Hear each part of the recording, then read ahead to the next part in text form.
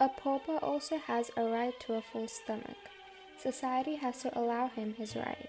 If all the affluent people in the society sacrifice a bit, the poor will not sleep hungry. Mahatma Gandhi. The poor do not have self-confidence or faith. People can change their own condition, but they should learn to have confidence in their capabilities. Hope, courage, and hard work can only make a man wealthy. Orison Marden. Book name Upbhog Nahi Upyog. Balanced utilization rather than consumption. What is the best way to live a life?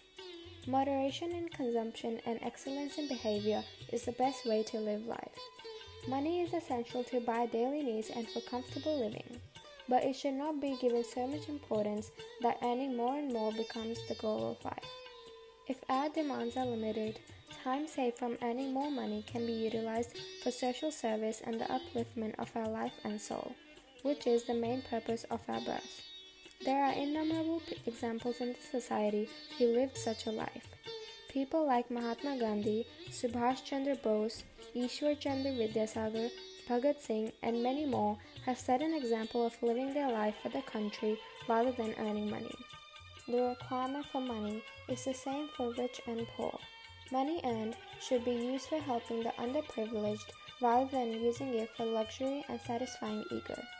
The exhibition of wealth makes the poor jealous and motivates them to revolt against the affluent class.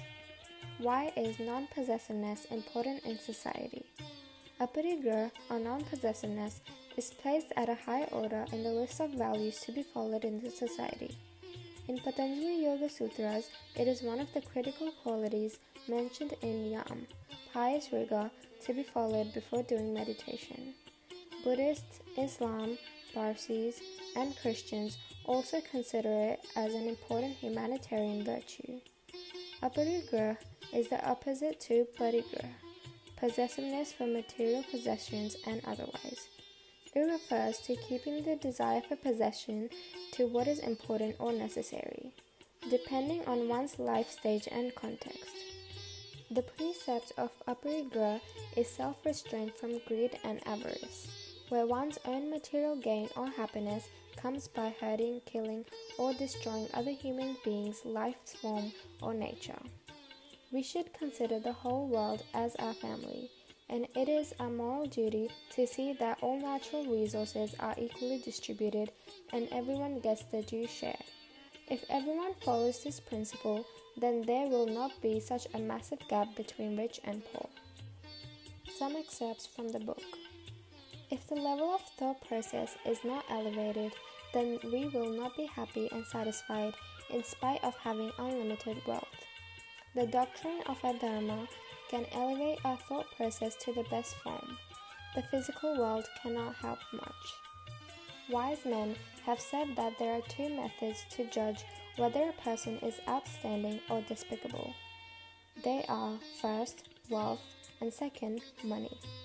If a person's relation with these two is religiously discreet and no one who is pious, who stands honest and firm when tempted by these two, then he is an outstanding person, an honest person. A holy man and a gentleman will never touch money earned unethically or that has been gained without doing any hard work. A person satisfied with the money earned ethically is a saint.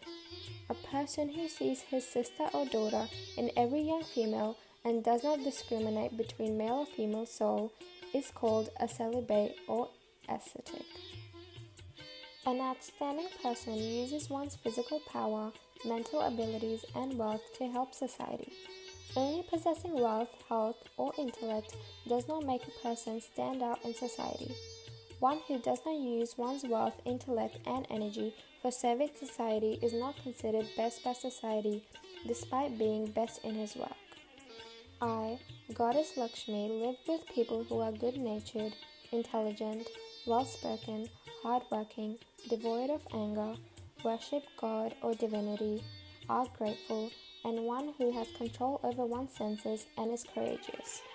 If we want to decrease corruption and dishonesty from the society, then we should respect a person's character and virtues rather than wealth. There should be control over consumption by every person. If it is not controlled, the magnitude of consumption will go on increasing. It will bring an end to the family and brotherhood culture. It is necessary to increase the discrimination, utilization, and stop consumption. The setup laid down for such type of education, laws, arrangements, and inspiration is called dharma. Some topics covered in the book are: adopt simple living, creating wealth and its proper utilization, don't judge on wealth possessed, give importance to spirituality and not to money, and non-possession is the need of this generation.